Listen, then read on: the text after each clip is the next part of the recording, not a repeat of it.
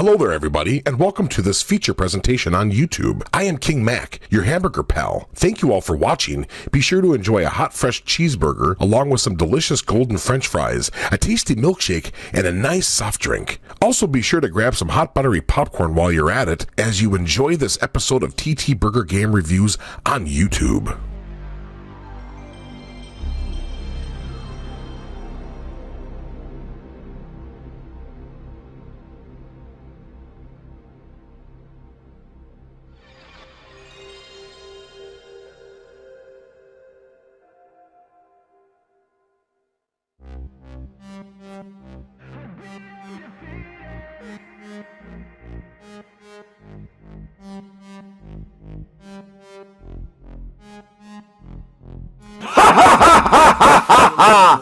Welcome to my nightmare!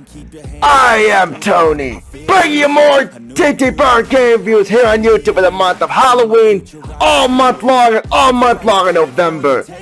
We got a lot to talk about for the Halloween season, but before we get started, I want to give a shout out to everyone who has supported this channel for the last 7 years. Where you guys' channel would not be as big as it's today. Roar! Got you right there. And, okay, I can't do that forever for hurting my throat here, but we're on another episode of TTBurger Game Reviews here, episode 278, part 1 of 1 part. And we got a little futuristic survival horror game here, take place in the future by Riverhill Soft and Electronic Arts.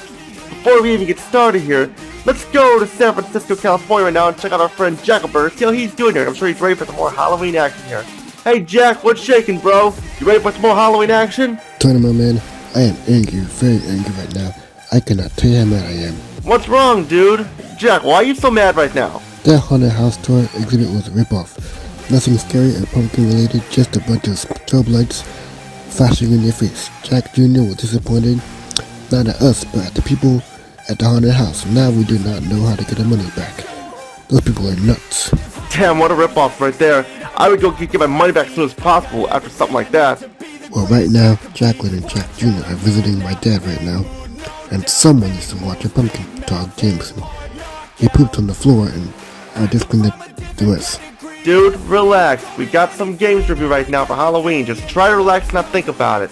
I know you're mad right now, but just constantly get upset. It's not gonna solve the issue, you know? Yeah, well, I am still mad, but I'm here for more game reviews. What is it that we have today? I hear we have by Riverhill Soft and Electronic Arts. What is it? Battlefield DLC or Dead Space DLC, all that crap they make us pay for and waste our money on? No, Jack, jeez. This game stars 3 characters that deals with viruses, earthquakes, and outbreaks and more. Not Resident Evil, but still, that's what it deals with. I would like the pumpkin today, but I'm fine with that. Just get started already. This looks like a treat, and I put that in quotes. Okay, Jack, you insist we'll get started here. And look at OverBlood for the PlayStation, released on May 22nd, 1997. Now I will say this about OverBlood, I fucking hate this game. It sucks! It's lame, dumb, boring, stupid, with a premise that could have been interesting, could have been awesome, but it's too bad they were fucking around and making this game, and the end result is a mess.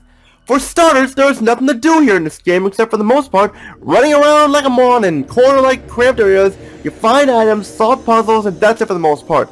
Sure, there are enemies, but they are so rare you might as well not count them at all. Your main protagonist is a whiny wimp who has amnesia and complains constantly. He may look cool, but he is not cool. Our protagonist, Raz Karcy, wakes up in his freezer in his research facility with amnesia, does not remember who he is, and he needs to find warmth or else he will die frozen and stuff. That's how he decided to start the game. Running around trying to warm up, trying to turn down the temperature in his freezer, or else you will die slowly. And even when you turn the air off and stuff and warm it up, you have to find a code to keep you warm, and magically you're warmed up. Then he meets this robot named Peepo, who he finds damaged. He names it Peepo, and he finds out that he was supposed to be in cryo sleep for eternity, and that there was a state of emergency going on that will come up, and there's evacuation going on as well. While Raz people try to escape, an earthquake hits and they learn what's going on, and a virus is turning scientists into zombies. Then one of the creatures kills people, and Raz mourns his death. We later meet this female character named Millie Azray, who also has no memory, but Raz suspects she knows more than what she's letting on, and she knows that she knows it too, and that the story follows him trying to escape the facility. The story is okay, but it has those "Oh, I knew that all along," or it was obvious moments like that, like you knew what was going on, it ruins the story. Instead of it being a mystery when you see the main antagonist, they try to keep him a mystery, but instead you know who it is right away, you just notice it and stuff, even though his face is kept in the shadows. And the character's nothing to write home about. Raz is a whiny whip. Millie is on par with Raz, but she's hiding something, and you know it from her personality. People is probably the best character in the game, but one third of the story is killed off and replaced with Millie, and you barely hear anything about People until later on. Now look at OverBlood here. Look at how shitty these graphics are. Fucking blocky and uninspiring. Worse than the original Resident Evil. Hell, the original Alone in the Dark looked better than this. And Alone in the Dark came out in the early 90s and stuff. Resident Evil looks a hell of a lot better than this, and this came out in 1996 and stuff. The cutscenes look like shit. The characters have no facial animations whatsoever, and they look like as if they're like possessed or something like that. And the cutscenes, it looks like this up-res the in-game graphics for the pre-rendered cutscenes. Even the in-game cutscenes themselves look bad. The characters just wobble around like they're doing the chicken dance while they're drunk eating burgers and beer. It's like do do do do do do do do do do do do do. Oh man, too much to drink there. Oh man, I can't do this anymore. They're probably thinking. The environments of the research facility look good, but a lot of the areas are just like core-like areas that go on and on and on for too long. Sure, some rooms have elevators and stuff, but most of the rooms feel the same. The enemies look better, but when you look closely, they're just green faces with these skin eyes and stuff like that and everything. Moving on.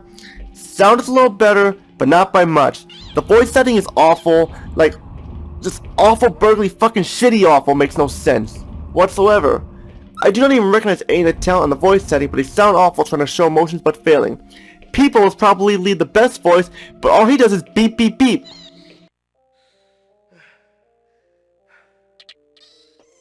People. Come on, people. You'll pull through, I know you can. Shake it off, people.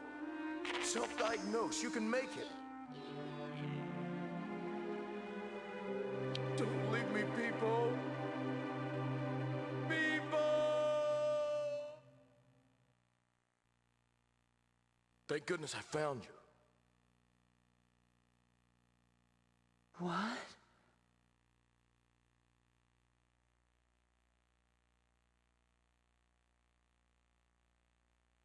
No! Stay away!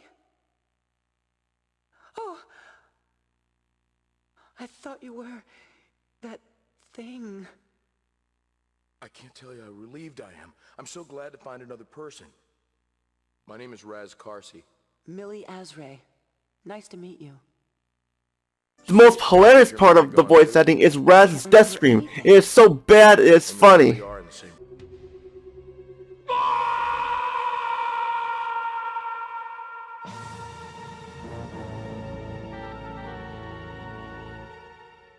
The music is okay, not much variety in the music, the same few songs play over and over, but they are decent at best.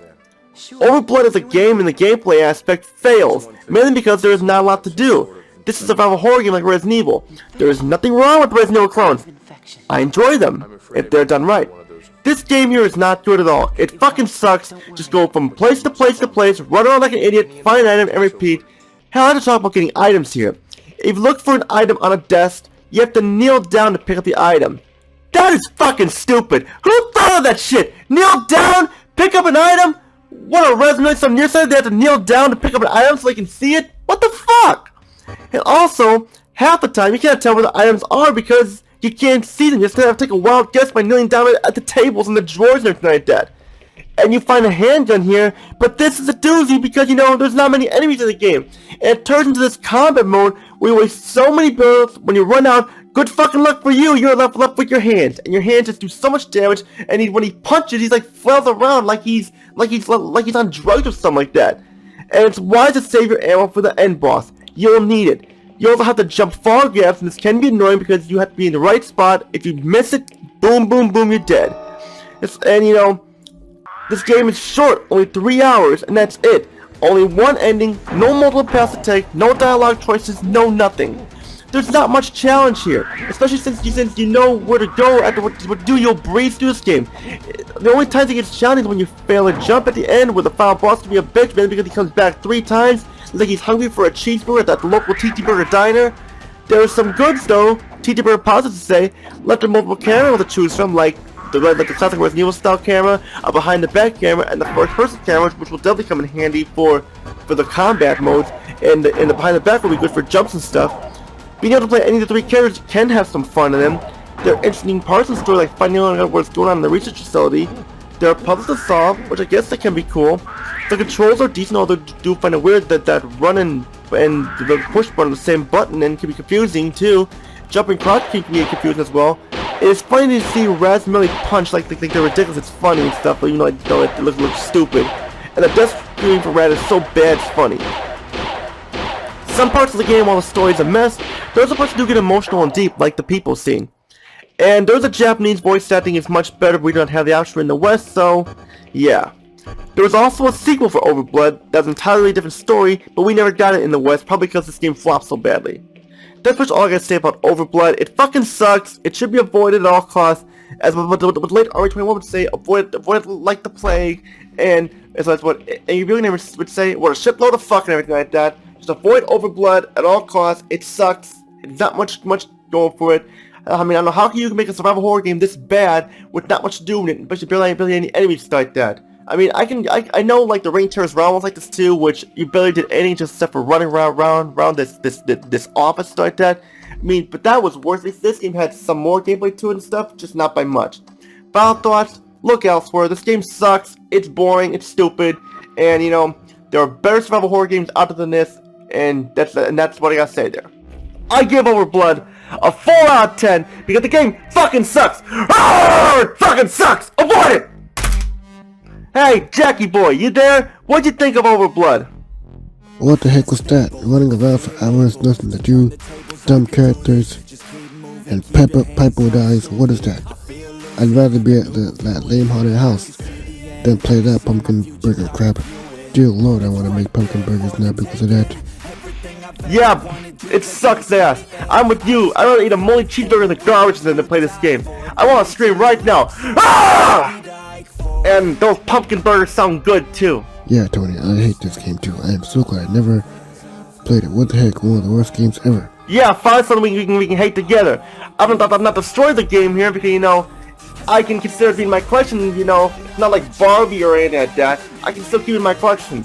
But yeah, let's hate this game together, Jack. Yeah, let's hate it, always. We'll hate it. Dude, so what is next on the agenda? You know what happened. Get the final next episode. Until then, try to relax, take your mind off what happened at the haunted house and this crappy game. Yeah, well, it is going to take time. In the meantime, I need to spend some time with Jack Jr., make it up to him for that awful haunted house we take him to. Until then, we must part ways. Until next episode, season Tony, hopefully things get better. Yeah, I'm sure Jacqueline Jack Jr. may need some confidence stuff. Yeah, I'll see you then, bro. Hope you feel better. Hang in there, and I'm sure everything will be okay with the missus and your son. So, just avoid this game, everyone. I'll see you in episode 279. We'll be covering more Halloween horror-themed game action. Just find out in the next episode what we cover. I'll see you then, everyone. Take care, peace out, have a good day. From Tony. Everything in my life come to life, manifest, see the light, intuition be my guide.